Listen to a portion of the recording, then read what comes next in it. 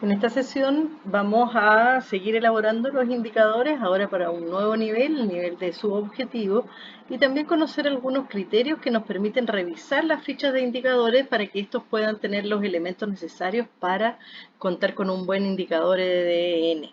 ¿Sí? Entonces, finalmente también vamos a hacer un recordatorio sobre qué hacemos y cómo vinculamos las informaciones que hemos tomado de la ficha del indicador con el marco lógico del proyecto y ya poder ir cerrando el marco lógico, ¿cierto?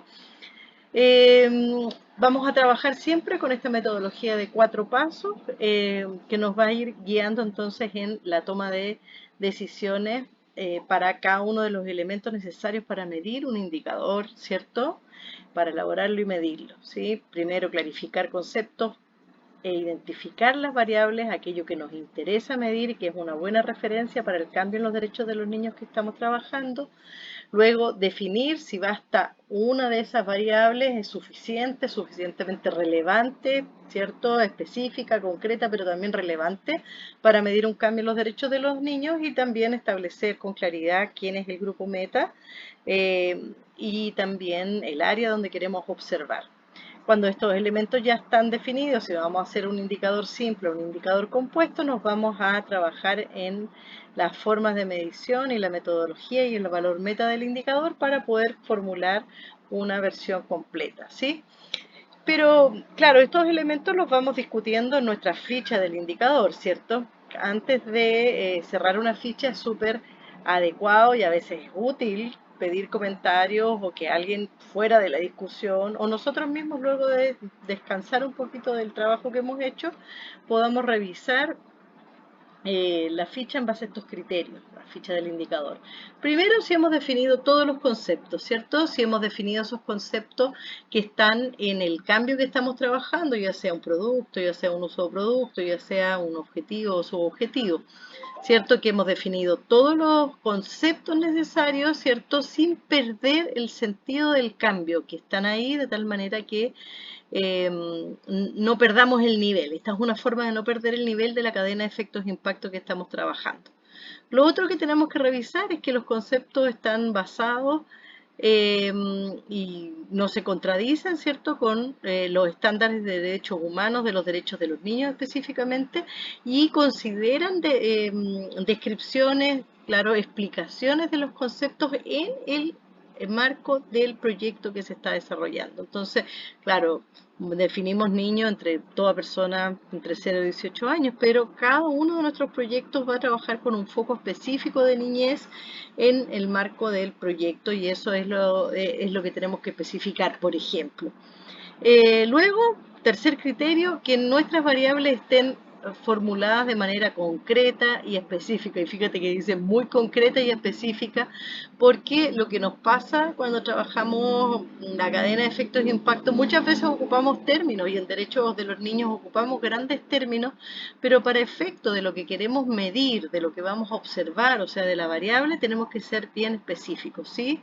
No nos sirve tomar el mismo concepto que venimos trabajando, sino que debemos identificar qué sería un cambio, qué sería una señal, una referencia concreta, medible, observable de ese cambio, ya sea en seguridad alimentaria, en la adopción de nuevos roles de género o en la implementación de sistemas de protección local.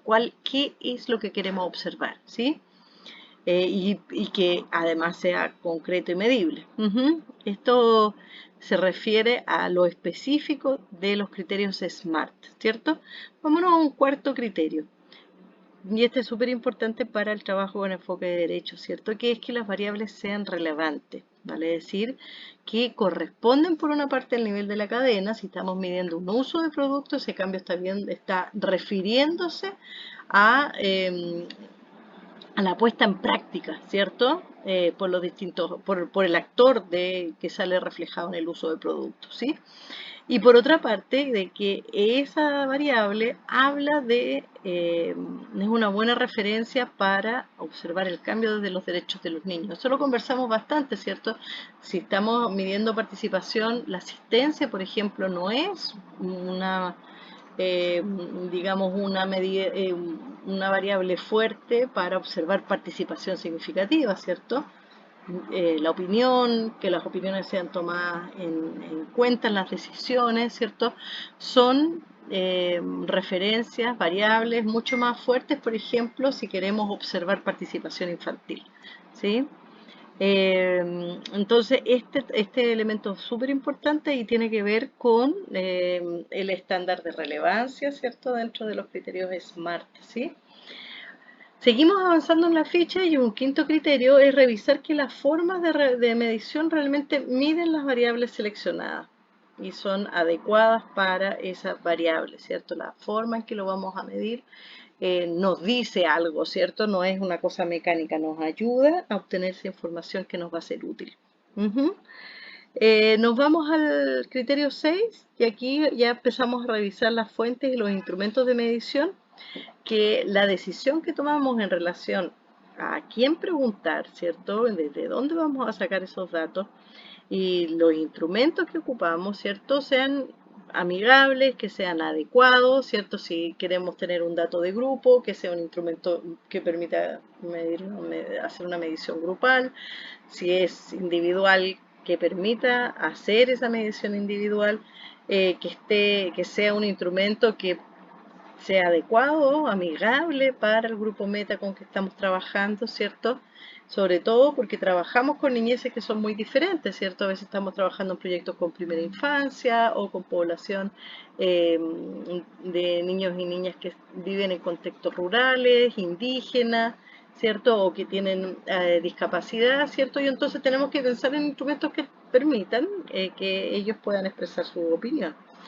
Y finalmente tenemos que revisar que la versión final del indicador cuente con todos los elementos necesarios, ¿cierto? Para dar cuenta de un buen indicador. O sea, hace referencia a la variable, a la forma en que se medirá, al grupo meta, al área, el valor y el tiempo, tal como vimos en la sesión número 2 de nuestro taller. Entonces, estos criterios podemos hacer nuestras preguntas, ¿cierto? Para revisar nuestra ficha y entonces ya cerrarla. Y cuando ya tenemos nuestra ficha de indicador elaborada, la primera utilidad que le podemos dar, vas a ver que le podemos dar muchas utilidades, pero la primera utilidad que le vamos a dar es que nos permita terminar nuestro marco lógico. ¿Qué significa, cierto? En el marco lógico de nuestro proyecto vemos que tenemos 4 columnas, ¿cierto? La columna de la lógica de intervención, la columna de indicadores, de medios de verificación y de supuestos.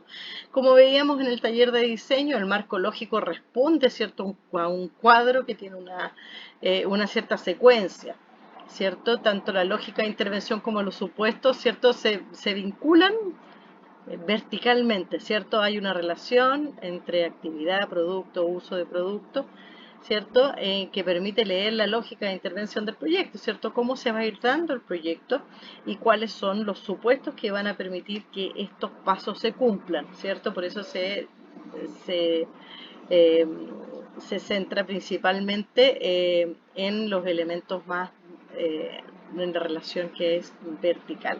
Pero si te fijas, tanto la columna de indicadores como la de medios de verificación eh, se refieren a la lógica horizontal de nuestro proyecto. Y se centran básicamente en la medición. Entonces, claro que lo vamos a utilizar para saber si estamos avanzando hacia la realización de los subobjetivos y objetivos, ¿cierto? En la medida que vamos a poder medir, ¿cierto?, cómo vamos en el avance y si vamos por el camino que nos va a llevar a cumplir el objetivo del proyecto. Y nos va dando información intermedia. Entonces, para la medición vamos a aplicar, ¿cierto?, la forma de medición, vamos a utilizar nuestros indicadores y todas las informaciones que nos permitirán medir ese indicador, y también vamos a contar con información para verificar, ¿cierto?, eh, esa medición, ¿sí?, esos cambios. Entonces, ¿qué ponemos en cada una de las columnas? Principalmente lo que aparece en el cuadro de versión final de la ficha del indicador es lo que nosotros vamos a transportar acá, ¿cierto?, a a la columna de indicadores en el nivel que corresponde, ¿cierto? Si es un producto, si es un uso de producto, si es un objetivo o el objetivo general del proyecto, ¿cierto?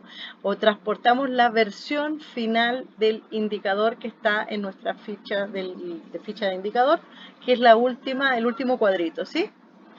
Y obviamente lo ubicamos para el producto, uso de producto, su objetivo y objetivo que corresponde.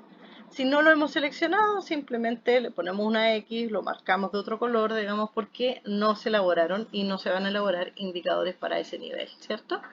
Y acá en la columna de medios de verificación lo que nosotros traemos son básicamente las fuentes y los instrumentos con los cuales vamos a medir nuestro indicador, ¿cierto?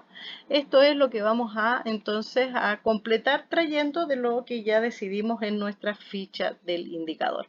Y de esta manera vamos a tener una relación, una primera utilidad de nuestras fichas de indicador.